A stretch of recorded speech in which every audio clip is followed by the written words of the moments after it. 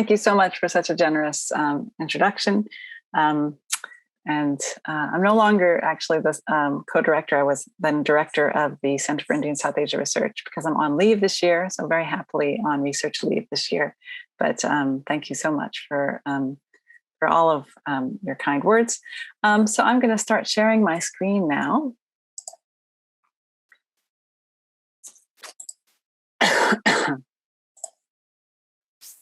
I'll just ask for someone to give me a shout if you don't see my screen, if you don't see my PowerPoint.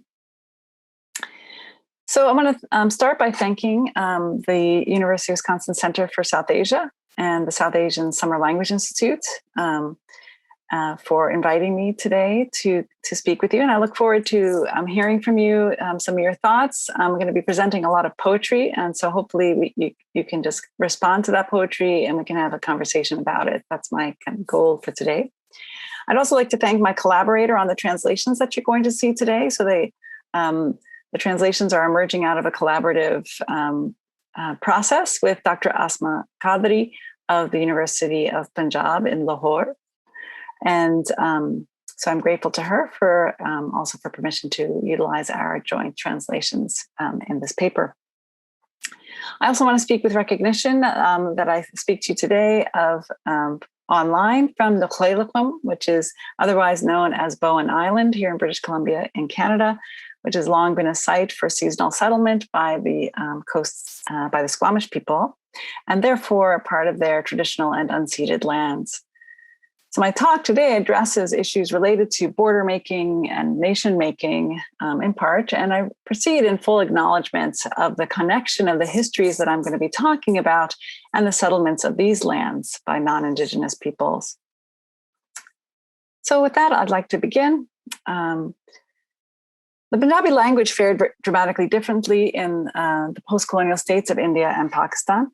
In India, the decades following partition saw the emergence of a highly contentious movement for a Punjabi language state in fulfillment of the unfulfilled commitment by the Indian National Congress to a reorganization of states based on language. That promise was realized in 1966, and the movement for it was widely perceived as a Sikh political project. In Pakistan, Punjabi was famously marginalized in favor of Urdu. In the words of Julien Colemu, Urdu was placed at the center of a language ideology that merged language and nation. Challenging the higher place of Urdu would thus be considered an attack on the nation. Supporters of Punjabi, however, remained active at the margins. While states' support for Punjabi increased dramatically after 1966 with the formation of the language state, it proceeded only incrementally and partially in Pakistan, with provisions for the formal study of the Punjabi language in higher education instituted and other supporting institutions for literary work founded in the 1970s. Yet while the story of state support for Punjabi language is markedly different on the two sides of the international border boundary that divides Punjabis from each other, there are striking parallels. One such parallel is the generally progressive pragatīvādī or taraqqi pasand set of political commitments that animate modern Punjabi literature on both sides of the border. That's no surprise. It's in keeping with the broader history of modern vernacular literary production in South Asia. There are other dimensions to the connections across the border, however, that invite consideration, and I'd like to present this paper as some thought, some effort along those lines to think about reading Punjabi literature across the borders and what's happening in Pakistan and how it relates to larger trends. Bhaskar Sarkar has noted that, quoting him, the event we call partition stretches all the way to the present moment, emphasizing the ways in which memories of and from partition continue to haunt. Sarkar's approach allows us to think more broadly about the impact of partition on cultural production in the post-colonial states of Punjab in India and Pakistan, rather than just in terms of the immediate testimonial mode that describes and attests to the violence and division of partition experience. For Bhaskar, this allows him to treat partition not in isolation, but instead as what he calls, quote, a particularly harrowing moment within a larger trauma of the Indian modern. This allows, as I said, us to see partition in different aspects of partition's shape beyond the directly testimonial mode. The recent poetic and dramatic work of Najm Hosain Syed, who was born in 1936, who's a leading writer in the Punjabi language advocacy movement in Pakistan, presents its own way of addressing and seeing through and across partition's divisions. The Marxist affiliations of Syed and other allied Punjabi cultural workers have been the focus of most readings of Syed's work. And we can see this in the work of Sadiq Kazmi, Virender Kalra, and Waqas Butt. In the longer version of this paper, that for publication, I go into this in some detail, but in the interest of getting to the poetry sooner and having us read collectively, I'll leave that for now. But this important reading does counter those readings, such as those that by Alyssa Aries, that see his work in broadly culturalist terms. Instead, they foreground inequality and oppression as fundamental features of human society, or they read Syed as addressing inequality and oppression as fundamental features of human society within a capitalist mode of production. So in this essay, what I hope to do is move largely within that reading. I'm not countering that reading at all, but also beyond it, to consider this commitment in the context of partition remembrance. We examine recent work here from Syed's extensive body of poetry and one short drama to consider the configuration of the partitioned presence and the pre-partition past that emerges within this work. Earlier iconic theatrical works have been examined in the English language literature already by Sadiq Kazmi. We'll see connections to broader cultural practices that emerge on both sides of the border, a broader engagement with the folk, the idea and practices of the folk as a category, and the rendering of the past in relation to the present. I'll argue that in speaking back to partition in this mode, often indirectly, Syed engages in a memorial practice beyond nostalgia, to seek out moments for action that we must locate in our present, as well as a past of loss and violence. So this is grounded in the commitment to the left that does undergird Syed's work, but it's also more complicated than a simple equation of with the left allows. Urdu was presented by Urdu advocate Maulvi Abdul Haq in the debates over language in the Pakistani Punjab and the post-independence period as being that which is common and not regionally divided. He wrote in 1948, quoting here from Julien Colomu's important work on the Punjabi movement in Pakistan, quote, "A local language, Muqami Boli, is only the language of a specific place, Muqam. A national language, Qawmi Zuban, is a language of an entire nation." Urdu was thus posited as the ground for commonality across regional identities and itself grounded within Islam. While one might dismiss this position for its easy alignment with the nationalizing state, as Kamran Azhar Ali has pointed out, quoting him here, the political stance of the communists was at times dangerously close to that of its own opposition, the Pakistani state and the Islamists. They too were seeking to create a universalist politics of social identity and homogeneity and a rational society. In search of a different ground for commonality, folk or subaltern cultural formations have in both India and Pakistan been presented as representing another alternative form of universal, one that cuts across religious and other forms of difference. As I've discussed elsewhere in published work, the use of the folk has characterized cultural productions on both sides of the international border that divides Punjab and beyond in the states of India and Pakistan in diverse terms. As Shumaila Hamani has shown in important work, the folk has been configured both in homogenizing and non-homogenizing statist terms in the Pakistani context. Deep parallels are visible in India, where, in Rustam Barocha's words, the representation of the folk on the national stage is, quoting him, fragmented, dispersed, and ruptured through the mediations of national culture, festivals, intercultural exchange, and cultural tourism.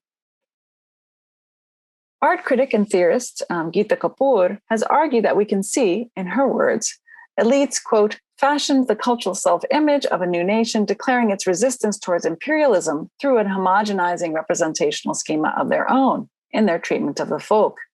In this way, she says, we can see this as a kind of what she uses the word plunder. So the folk in the formulation of the past in relation to the present thus have both functioned both to undermine elitist cultural formations and are sometimes embraced in that mode, but also as an aspect of them. And this is true in India and Pakistan more broadly, but also in both of the Punjabs. That's in keeping with the appropriation of the folk in service of the national that has characterized the kind of construction of the folk in locations around the world. Marilyn Ivey has observed this in her discussion of a similar Japanese interest in folk traditions. The search for a true non-Western Japan is there also a modern endeavor, quoting her, essentially enfolded within the historical condition that it would seek to escape. In Punjab, these forms of representation have been configured as a way to articulate a position of commonality beyond nationalizing forces of various kinds. In this way, the folk operates as a kind of critique, always present, always prior, and also at the same time after, always modern, and also that which is not modern. And that gives it its critical edge. And in that way, I've argued elsewhere, modern Punjabi literature that engages with these discourses from the past and of the folk can act as a kind of critical cultural historical practice, engaging with these traditions and practices and bringing them into public discourse. They do so with a commitment to social change. We can see this operating in Najm Hosain Syed's theatrical work, such as his famous play, Takht Lahore, in what Gosbin describes as Syed's and Sangit, the group that meets and represents his kind of interlocutors and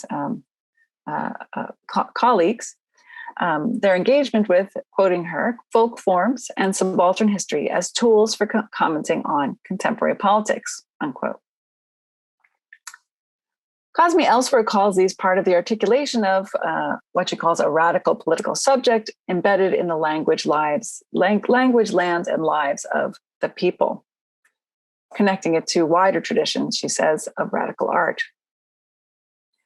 So as Cosme observes, this does link Syed's work to this broader engagement with the folk that I've discussed very briefly here, just to give you a sense of the kind of larger discourses that Syed's work is connecting with, both in India and in Pakistan.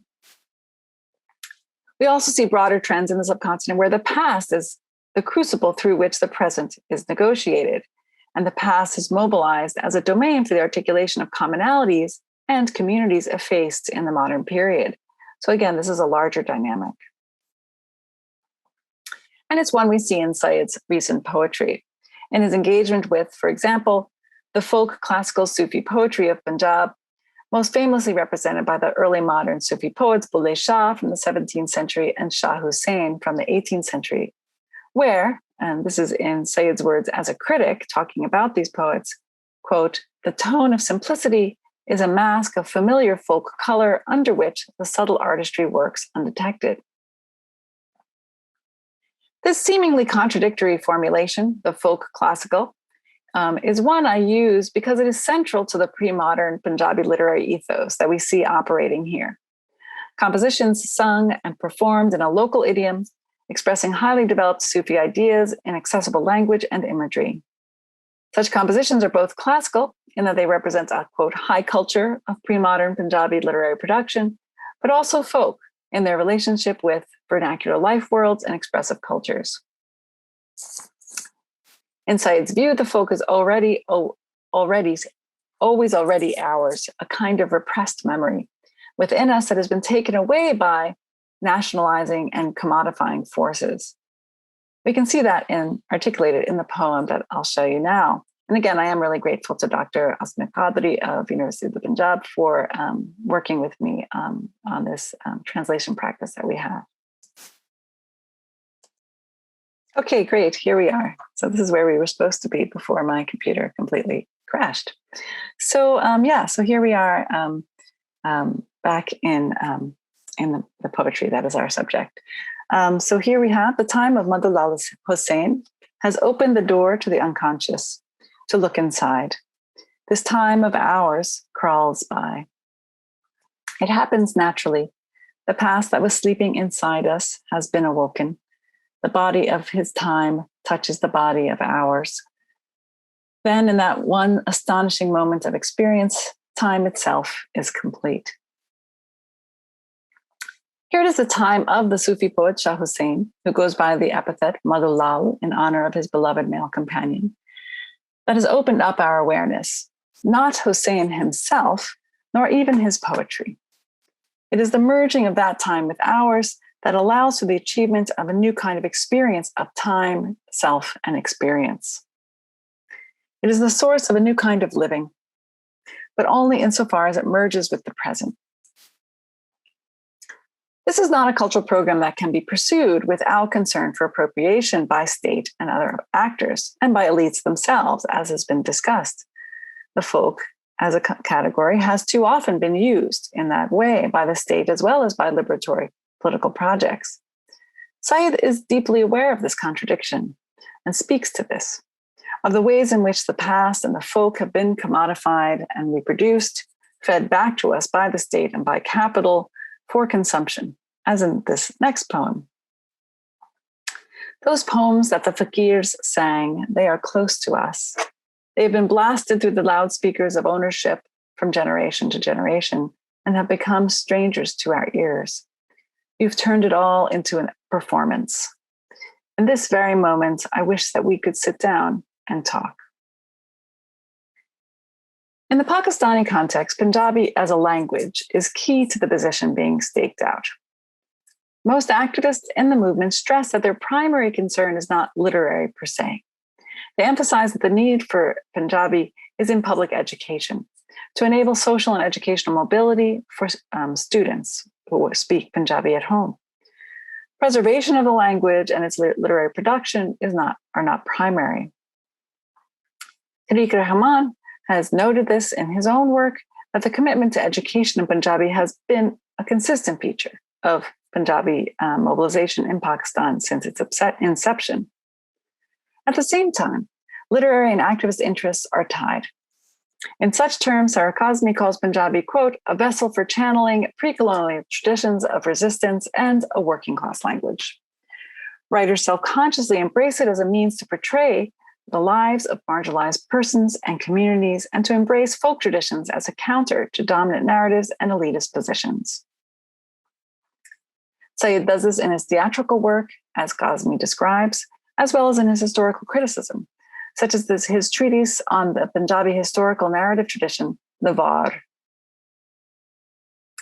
Kazmi argues that these efforts are non-nationalizing. She quotes Maqsood Saqib, who is a major figure in the Punjabi language advocacy movement. Quoting him, language as an object, as Punjabi, can only lead to the peddle lie and mockery that is Punjabiyat, or ethnic nationalism. Unquote. But while Punjabiyat or Punjabiness may bear links to ethnic nationalism, it is most often invoked as a kind of aspiration to bring now divided Punjabis, again, divided not just by the border, but also by class, gender, and other hierarchies, to bring them all together. This distinguishes it from state-making and religion-making forces that otherwise do share an interest in the folk.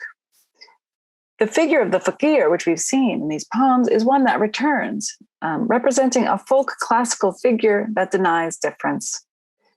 That is why it is the time of Madhulal Hussain that connects with ours. So what then of partition? How is it approached in the sweep of radical cultural critique that Syed embraces?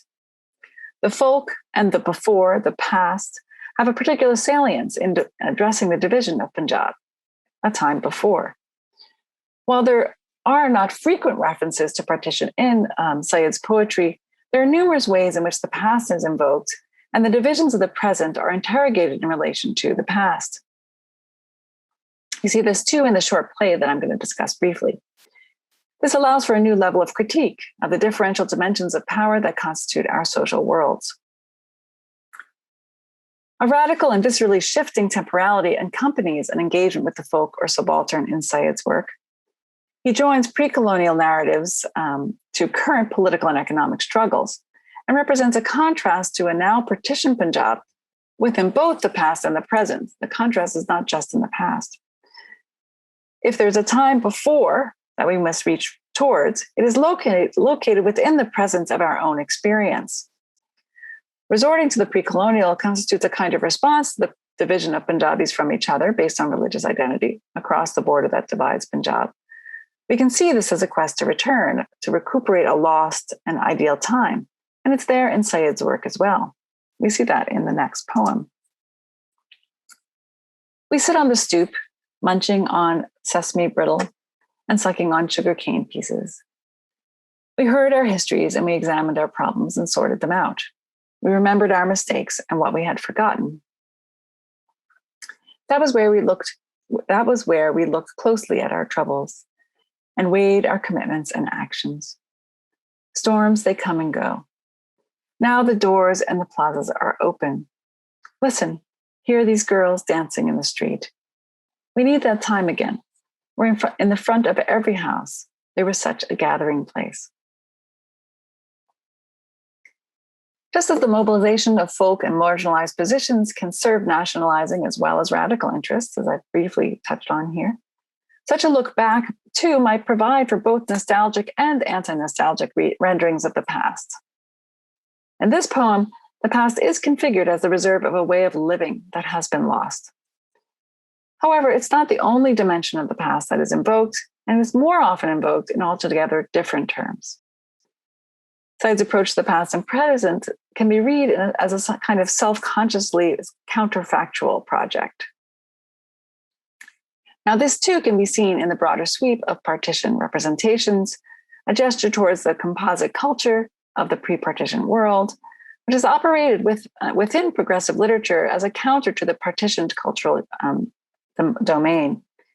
The, quote, critical counterfactualism, unquote, invoked recently by Anna Bernard as a feature of representations that engage with partition beyond its eventness, to celebrate the before. And here, quoting her, to consider other forms of social and political organization that could have or still could come into being, unquote. In Syed's work, as I'll see in more poetry that's coming, this is directly linked, however, to a contemporary political practice and is not located fundamentally in the past. More typical of Syed's work, then, is an approach that refuses to characterize past and present in simple terms and which connects them in the way that Najm Hosain's time is said to connect with ours in the poem that we just saw. In this way, the past moves outside of nostalgia, and there is no easy past to return to locate. We see this clearly in this striking poem from 2015, which addresses the temporal flux that sits at the core of Syed's call to action, his vision of the past and present as a continuity, and his rejection of seeing any one form of oppression as unique and complete. British colonial power is part of a larger dynamic of abuse of power. You say that's true. In every error, truth enters in and sits. And in every set of truths, there's some error somewhere. If someone said 1947 started in 1847 when the Lahore state was lost to the British, this is true. But if someone said it started when one person first put someone else under their knee and dehumanized them, that is also true. And in both of these truths, the error is not the same, but they also aren't different. They pulled and suppressed them as a whole. The work of sharing and that work of togetherness, if we come together, we touch it now. That is the work, a work of the ages. That as old as it is also current. Is that not true? That is true, but forgetting mistakes is also just as old as someone being forced to work for someone else. So in this poem, I think we beautifully see this play of time, the radical historicity of that which happens, happening fully in itself and as true, and the dynamic of repetition. That which does not allow us to ignore the patterns of oppression that are repeated within the event, within the happening, as a kind of always a copy of itself. It's in this context that I think it's useful to think or rethink partition in Syed's work. When we look at Syed's rendering of the past, we don't see a yearning for that which is out of reach and free of the trials of the historical happening of division. Instead, the pains of the peasants are connected to those of the past, just as one cannot see the pain of colonial occupation as being of a different fundamental different order from economic and social orders of exploitation that preceded and followed it. We see connections made explicitly to the anti-colonial secular revolutionary Bhagat Singh, who came to, and this is quoting another poem, to color us all with one color so that we can live beyond life. We see this in striking terms in the next poem, where the inequalities of caste, gender, and class hierarchies operate unchanged despite the change and violence of partition. So the structural violence of these social forms in some way exceeds the violence of partition's divide. My grandfather was a Mazhabi Sikh. All that fuss happened, and they fixed the border just 3 pailis from our house. And so the Sardars left. After that, their laborers went with them. My grandmother was adamant, I'm not leaving my home. I will read the kalama and I'll become a Muslim. Some Sikh will kill you. You're so close to the border, grandfather said. Even if they do, I won't go. You do what you like. There was a church in the nearby village. The padre said, come, I'll make you a Christian. England and America will stand by you and you can live in peace. Grandmother said, you can have your England and America. I have all the protection I need. Padre smiled and said, it's okay. Come, I'm also Desi. After that, my grandfather and then my father started sweeping out the church. They had to take the shit away for the new rulers who had come. My father fought with my mother all the time. She went to the city and married someone else. And her husband's group killed a friend of my father's. So my father killed one of his elders. They said he had to spend life in jail. That left me to take care of my grandmother. He managed to get through 15 years of his sentence, and then he came back. My mother returned. The fights all started again. One day he beat her, and she fell. She had a heart attack and died. Then he set up a marriage exchange. He gave me to someone who was blind, while the blind man's niece, who was my equal in age, was married to my father. That man wanted to devour me alive. So after going to the blind uncle's house, I slipped away. My father's eyes turned red with anger.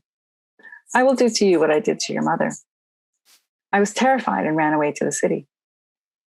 My mother's second husband accepted me as a daughter. I started working for 15 different houses. 2 times I got pregnant and had to have an abortion. I ran away with his son. He used to call me sister in front of other people. Then, in front of me, he would take money from his friend for me. Then one day, I don't know what happened. I stabbed him in the stomach with a knife. I was put in the police station. At night, the officer too wanted his turn. So I gained his trust and then smashed his head on the floor. I was sent to a women's jail.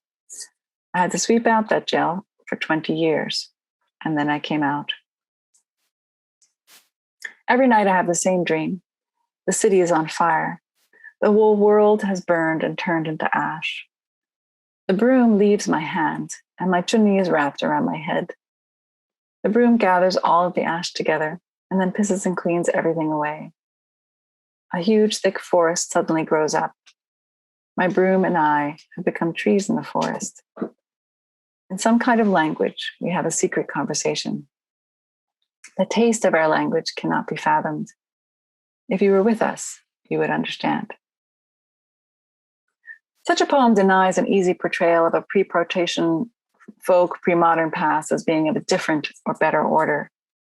The violence of the present is fully grounded in that past and repeats it, and partition occurs within it. The terms of that violence are carried through for a family of sweepers, generation after generation, who after partition, quote, had to take the shit away for the new rulers who had come. The experience of sexual violence moves through relationships and contexts of persistent oppression that travels through different forms of identity making. At the same time, the question of division emerges. in Syed's work. He's clear in his poetry, as shown in this next poem, about the source of each division. It is planned and enacted by powerful elites who promote division among people as a means of control. You're so right, it has grown. We ourselves gave birth to the pinch of hunger at home and placed this danger upon their heads. That is what has allowed these people to come together, to break the days of order. There's only one solution. Age after age, we have seen this before. Bring forth an enemy from among them and draw them out. These people who have come together will then scatter, and they will call themselves before the law. We see here how division is imposed and produced, how people are divided to serve the interests of those in control. This is linked to a kind of spiritual division that can only be resolved through transformative realization of our interconnections and of the fluidity and connectivity of time itself, as we've seen. The fakir, or Sufi renunciate, is an important figure in this regard. It operates through the specific figure of Najm Hosain, for example, as we've seen in the poems above, but also in the general principle of fakiri. Figures like Shah Hussein are known for their rejection of worldly matters and of normative social mores. Fakiri is presented as an alternative to the economic, social, and political divisions of our world. And we see that articulated in Syed's play Ane Bahane. The play takes place in 1946, the moment before partition. Although partition itself is never explicitly mentioned in the play, and this is again typical of his poetry and his works, where partition is there within the poem, within the work, and yet is not explicitly addressed. Division, however, is addressed throughout the play. And of course, the timing of the play makes an unmistakable gesture. The opening scene of the play revolves around the performance of the ritual of the kara, the overturned basket upon which brides and grooms are made to sit as a part of wedding rituals. There they're washed and readied for marriage. Asma Qadri's analysis of the play elaborates on the significance of this bathing. It is like the water that surrounds a child in the womb, allowing the bather to be born anew. There are 4 characters in the play. Kami, a woman from the Nai or Barber community. Jaitu, son of the landowning Syed community for whom Kami works. Sagu, who appears at first to be a beggar, but later is revealed to be a revolutionary or Gadri, fighting for independence from British rule and for equality. And Tepa, Kami's son. Jaitu comes to Kami to ask her a question about the Kara ritual. This leads to a wide-ranging discussion of the dynamics of power in their shared but very, very uneven worlds. Sagu, it turns out, we learn, was associated with Bhagat Singh, and he brings awareness and liberations to those whose lives he touches through a party, it's said, that has no name, no leadership, and no sign. He works to make the impossible possible. Kami says that it was she who dressed Sagu as a fakir. He's described as having no home, being at home everywhere, and doing all kinds of work. As Qadri puts it, Kami nu sorit as mitti vichon pungri fakiri riti. Kami understands his fakiri traditions as fakiri reed of the soil. Mitti vichon pungri. In Kami's vision, the barber, deemed low caste by those who claim high class status, is leader, law, and justice, the one who shows the way. Gender operates as a central capacity in Syed's work. We see this in the play just discussed. When discussing how men, including her own son, want to fight, Kami says that there is something beyond this. Jino mil pave, o na jana renda, and na janani renda. Whoever truly meets does not remain man, or does not remain woman. Fakiri dissolves the distinction between men and women. And the theme runs throughout the play. It's visible in Kami's role as a keeper of wisdom, a supporter of revolution, and as a realized political actor, and in the way marriage acts as a central metaphor for both the potential for full connection and its denial in forced marriage, where choice is not allowed. As Syed articulates in a very recent work, Aiya, which can mean either that the women have come or it can be a voice calling out that we women have come. There's a kind of truth in women's gatherings. As he says there, quote, if they come into the circle of women just one time, wherever they go, that circle is born anew. He thus valorizes the gathering of women, the Trinjan, the Atan, as a place outside of capitalist economic and social relations, but also as a place where traditional culture can persist in a kind of revolutionary mode. He relates this position also to a figure from Punjabi folk classical culture, Heer, whose love for Ranja defied social norms of her time and ultimately led to her death at the hands of her family for her defiance. And here's a poem. Father, you are living here in the village. You have put together a story and come to tell it, one that our elders had told. Your stories don't get published and don't sell. Nowadays, who has time to remember anything? Everyone is addicted to their phones. No one talks with anyone else, and nobody listens. Brother, we are only feeding our needs. As for the rest, a Heer sits inside every woman. Having gotten her own thatched hut, any woman, born in a mansion or in a street, her fathers, brothers, and husbands live in fear, lest the time might come that our daughter, sister, or wife might get her own place and become a Heer. And for those of us living in Jan Mangyane, where Heer's family lived, and Rangpur, where her in-laws lived, that she would get up and unravel everything and turn it on its head. Heer is a complex figure. In the mid-18th century version of the story by Sufi poet Baris Shah, she speaks out boldly against her parents to argue for her right to marry the person she loves. She eventually joins forces with her sister-in-law, Seti, after she's married to another, and Seti speaks out boldly on behalf of women. Here, Syed invokes Heer as the embodiment of a critique of the patriarchal order, one which haunts the present as a kind of subversive possibility. That's a feature of the play that I've already discussed. The women who take part in the Kara ritual cry, they weep as they sing the line, Ranjan Vali Berdi, main aape chad gaya. I myself have climbed upon the boat with Ranja, giving voice to Heer's choice to be with Ranja in defiance of her family's wishes. That's the reason Chetu has come to see Kami, to ask her why the women are crying.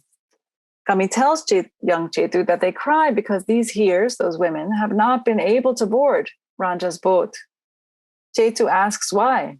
Kedu pe gayi vich koi? Has some kedu come between them?